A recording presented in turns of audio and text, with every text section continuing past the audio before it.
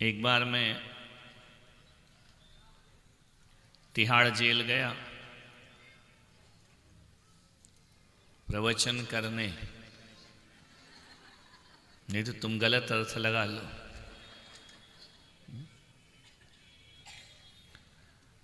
एक घंटे के प्रवचन के बाद मैंने क्या देखा कि जिसने मेरा प्रवचन सुना, एक कैदी एक पेड़ के नीचे बैठकर जार जार आंसू बहा रहा है। मैंने कहा रो रहा है तो मुझे उसके पास जाना चाहिए। मैं उसके पास गया, मैंने उसके कंधे पर हाथ रखा, वो मेरे चरणों में गिरा और फूट फूट कर रोने लगा। मैंने कहा कि रोते क्यों हो? ऐसा तुमने क्या किया अपने जीवन में जो आज तुम्हें इतना रोना आ रहा है? बोले आपके प्रवचन सुनने के बाद मेरी आंखों से आंसू धारा टूट नहीं रही है। उनका तुमने क्या किया था जो सलाखों के पीछे हो? कुछ नहीं महाराज, मेरा भी एक भरा पूरा परिवार था, एक पत्नी थी, बच्चे थे, बहुत अच्छी जिंदगी जी रहा था, लेकिन लोगों की संगति ऐसी कर दी, मेरी मित्र मंडली ऐसी हो गई, मेरा जीवन उन्होंने तबाह कर दिया। मैं धीरे धीरे दोस्तों के साथ रह करके नशा करने लगा, मैं शराब पीने लगा। ये लत ऐसी बढ़ती गई बढ़ती गई बढ़ती गई। एक बार ध्यान रखना, एक बार ये लत लग जाए ना, इसको छोड़ने में पूरी जिंदगी लग जाती है, तो भी ये छूट नहीं पाती है। ध्यान रखिए। तो मैं आज प्रवचन वह कर रहा हूं कि जो पीते हैं वो छोड़ दें, वो जो नहीं पीते हैं वो सावधान हो जाए। बोले ऐसी लत लगी, ऐसी लत लगी, ऐसी लत लगी मेरे जीवन में, मेरी पत्नी मुझसे खफा रहने लगी, नाराज रहने लगी। कल तक जो हमारा जीवन बड़ा खुशहाल था, बड़ा आनंद में था, शराब पीने के कारण हम पति पत्नी में अनबन होने लगी। एक बात ध्यान रखना, शराबियों से कहूंगा तुम्हारी पत्नी चटनी रोटी खा के जी सकती है, लेकिन शराबी पति के साथ सुख से जिंदगी नहीं जी सकती है। अनबन हो गई हम दोनों में, रोज लड़ाइयां होने लगी, रोज कलह होने लगा, मैं पी करके आने लगा। उस पत्नी ने कहा कि देखो, यदि आप ये शराब नहीं छोड़ोगे तो मैं तुमको छोड़कर चली जाऊंगी, मैं इस घर में रहने वाली नहीं हूं। उसने कहा देख, तू कल की जाने वाली, तुम तो ऐसे बोल रहे, ऐसे प्रवचन तुम कर, याद चली जा। उससे पूछो जिसकी बीवी चली जाती फिर क्या नाटक होते हैं। बोले तू चली जा, इसी वक्त चली जा, छोड़ दे मेरा घर, निकल जा बाहर। शराब पिए था, धक्के मारे, उसको बाहर निकाल दिया। उसने अपने अटैची उठाई, बच्चे उठाए। कब तक सहन करेगी वह नारी, कब तक झेलेगी ऐसी जिल्लत की जिंदगी जीने से क्या मतलब है। उसने भी कहा कि मैं छोड़कर इसे चली जाती हूं। जैसे ही छोड़कर गई, इसने मोबाइल उठाया और अपने सारे दोस्तों को बुलाया। उसने दोस्तों को बुलाया, आज तो हद हो गई। जैसे ही पत्नी गई, शराब की बोतलें घर में ही खुलने लगी। पहले तो बाहर पीता था, अब सारे दोस्त मिलकर के शराब पी रहे हैं। दरवाजा बंद कर दिया, शराब की बोतलें खुली, एक पैक लिया, दरवाजे में खटखट की आवाज आई। उसने कहा कौन है? दरवाजा खोलो। उसने कहा कौन आ गया इस समय? पुलिस तो नहीं आ गई? देखा नहीं, दरवाजा खोला, एकदम से हतप्रभ रह गया। उसकी पत्नी और बच्चे सामने खड़े हुए थे। उसने कहा तू तो चली गई थी, लौट कर फिर वापस आ गई।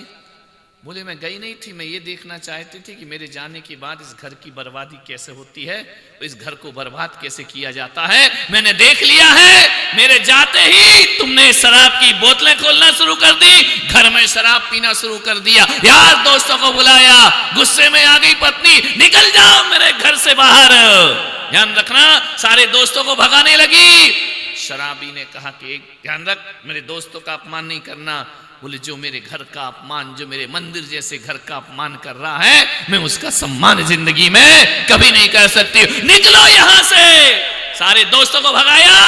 पति को बहुत गुस्सा आया, इतना गुस्सा आया, उसने इतनी गालियां बकी पत्नी को। मालूम है, एक लोहे की राड रखी थी महाराज, मैंने गुस्से में आओ देखा ना ताओ, पत्नी के सिर पर राड मार दी। पत्नी लहूलुहान होकर वहीं गिर पड़ी और मुझे नहीं मालूम था कि अपने प्राण त्याग देगी। ध्यान रखना, मेरी पत्नी की मौत हो गई। बच्चे बिलख बिलख के रोने लगे। उन्होंने कहा कि पापा तुमने मम्मी को मार डाला। मैं भाग नहीं पाता था। पुलिस ने मुझे पकड़ा और जेल में मुझे बंद कर दिया। कानून के हवाले हुआ। आज मैं जेल की सलाखों के भीतर हूं।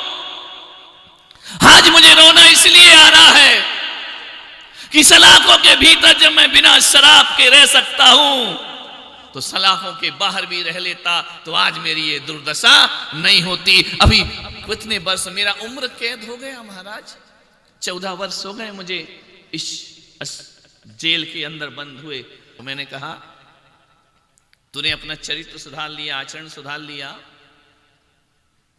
माफ कर देगा कानून तुझे। मैं सिफारिश करूं तेरी कि तू बाहर निकल जाए?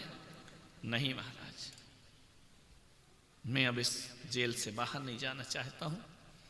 कुछ दिनों में मेरी सजा पूरी होने वाली है और मुझे जेल से बाहर कर दिया जाएगा। मैं आपसे निवेदन करता हूं कि जेलर साहब से कहो कि मेरी सजा बढ़ा दी जाए। उनके पहला कैदी मिला जो कह रहा मेरी सजा बढ़ा दी जाए। बाकी और कैदी मिलते हैं तो कहते हैं हमारी सजा माफ करा दो, हमारी सजा हाफ करा दो। एक जेलर को इतना अधिकार होता है, यदि अच्छा आचरण करे तो 15 दिन पहले भी रिहाई हो सकती है। ध्यान रखना। और अच्छा आचरण करे तो कानून उससे समय से पहले छोड़ देता है। लेकिन ये आदमी बड़ा अजीब मिला, ये आदमी बड़ा ऐसा मिला, ऐसी बुद्धि का मिला। ये कह रहा है मुझे जेल से बाहर नहीं जाना है, महाराज मुझे जेल में ही रहने दीजिए, मैं हाथ जोड़ता हूं आपके, ऐसा कुछ करो कि मैं जीवन के अंत समय तक जेल में ही रहूं। बड़ा विचित्र आदमी, बड़ा अजीब आदमी। जेलर मेरे साथ थे। मैंने कहा कैसा आदमी, पागल है क्या? हर कैदी मुक्त होने से पहले आनंदित होता है कि मेरी सजा माफ हो रही है, सजा समाप्त हो रही है। ये कहता है कि मुझे जेल से बाहर नहीं जाना। जेलर ने कहा कि बड़ी दुखद घटना घटी है महाराज इसके साथ। इनका क्या हुआ है? बोले 14 साल से जेल में है, अभी बाहर नहीं जाना चाहता है। वो कानून इसे ज्यादा देर अब रख नहीं सकता है। तुम इनका क्यों नहीं जाना चाहता? तेरे बच्चे होंगे। बोले यही तो मेरी बहुत बड़ी समस्या है कि मेरे बच्चे हैं, मेरे बच्चे हैं। और कैदी घर जाते हैं तो बच्चे इंतजार करते हैं, पत्नी इंतजार करती है। मेरी औलाद 14 साल में एक दिन भी मुझे देखने नहीं आई। आकर के उन्हें नहीं देखा। मैंने एक खत लिखा कि बच्चों मेरी सजा खत्म हो रही है, मैं तुमसे मिलना चाहता हूं। हमारे बच्चों ने हमें जवाब दिया कि हम आपसे मिलना नहीं चाहते हैं, हम आपसे कभी नहीं मिलेंगे, हम आपका मुंह देखना नहीं चाहते हैं। जिसने हमारी मां की हत्या की हो, ऐसे कुलघाती बाप से हम बिना बाप की जिंदगी गुजार लेंगे, वो अच्छा है। लेकिन ऐसे बाप के साथ हम अपना संबंध नहीं बना सकते। कोई जरूरत नहीं है हमसे मिलने की। जब जरूरत थी एक बाप की तब तुमने हमें अनाथ कर दिया था, जब जरूरत थी एक मां की तब तुमने हमें मां से छुड़ा दिया था। आज हम बड़े हो गए हैं, अनाथ आश्रम में पढ़कर बड़े हो गए हैं। 14, 15, 16 साल हमारी उम्र हो गई, हम ऐसे बाप का कभी जिंदगी में मुंह देखना नहीं चाहते हैं। आपको हमसे मिलने की कोई जरूरत नहीं है, सजा खत्म हो गई, दर दर की ठोकरें खाओ, हमारे घर में आने की जरूरत। महाराज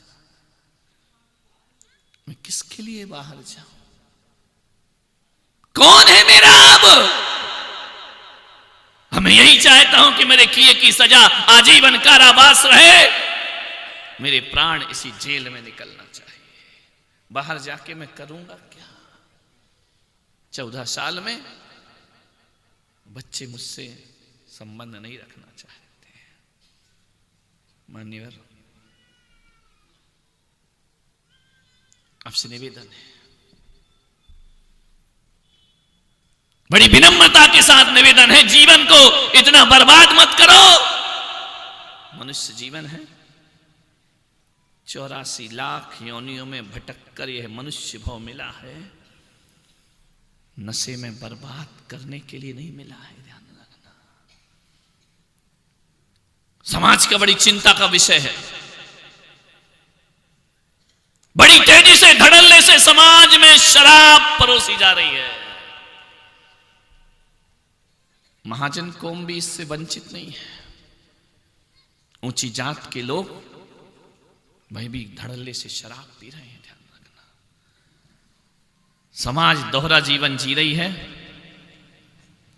समाज दोहरा जीवन जी रही है। मंदिर में पानी छानकर बाहर शराब पी रही है।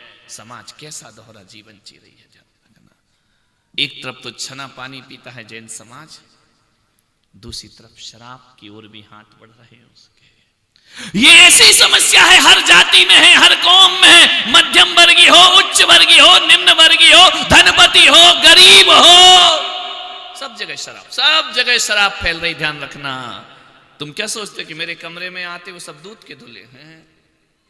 नहीं, सबको समझता हूं मैं। हर कुएं में भांग घुली है, किसकी बाल्टी दूध की धुली है। ध्यान रखना, विचार करना है। नशे में जी रहे हैं लोग, नशा का राक्षस अपना पंजा फैला रहा है और पूरी समाज को अपनी गिरफ्त में धीरे धीरे लेने का प्रयास कर रहा है। ध्यान रखना, धड़ल्ले से शराब बिक रही है। गुजरात में शराब पर पाबंदी है, लेकिन क्या करें, पीने वालों की जमात लगी है।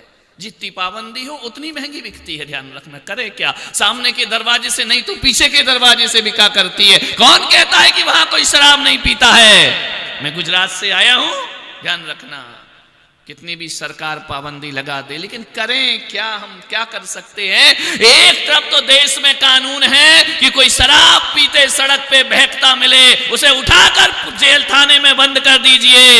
एक तरफ कानून बनता है शराबी को थाने में बंद करो, दूसरी तरफ सरकार धड़ल्ले से शराब के लाइसेंस भी देती है। ध्यान रखना, दुकान भी खुलवाया करती है, लाइसेंस भी दिया करती है। मुझे समझ नहीं आता है देश का क्या होने वाला है। मान्यवर, आपसे निवेदन है, चंद पैसों के लिए देश की जवानियों को बर्बाद मत करो, चंद पैसों के लिए लोगों के घरों को मत उजाड़िए। मैं आपसे निवेदन करना चाहता हूं, यदि सरकार शराब के लाइसेंस देगी तो पीने वाला क्या करेगा?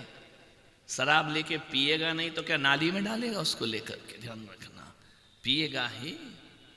पीने वालों की जमात लगी है, दोहरी राजनीति चल रही है, शराब फैशन बन गया है। बिना हया और बिना शर्म के शराब परोसी जा रही है। शादियों में शराब की बोतलें खुलती है, पिकनिक में शराब की बोतलें खुलती हैं, जन्मदिन पर शराब की बोतलें खुलती हैं। मान्यवर, बीड़ी सिगरेट का तो कुछ पूछो ही मत। तम्बाकू खा रहे हैं लोग। इन विकृतियों पर समय रहते रोकथाम होना चाहिए। नशा जीवन की दशा ही नहीं, दुर्दशा करता है। एक बर्बादी को गले लगाना है, जिंदगी बर्बाद करना है। यदि ठान लिया है कि हमें जीवन बर्बाद करके ही रहना है, तो मैं पुलक सागर कहता हूं, कोई भी एक नशा गले लगा लो, जिंदगी बर्बाद हो जाएगी। ध्यान रखना, एक नशा काफी है।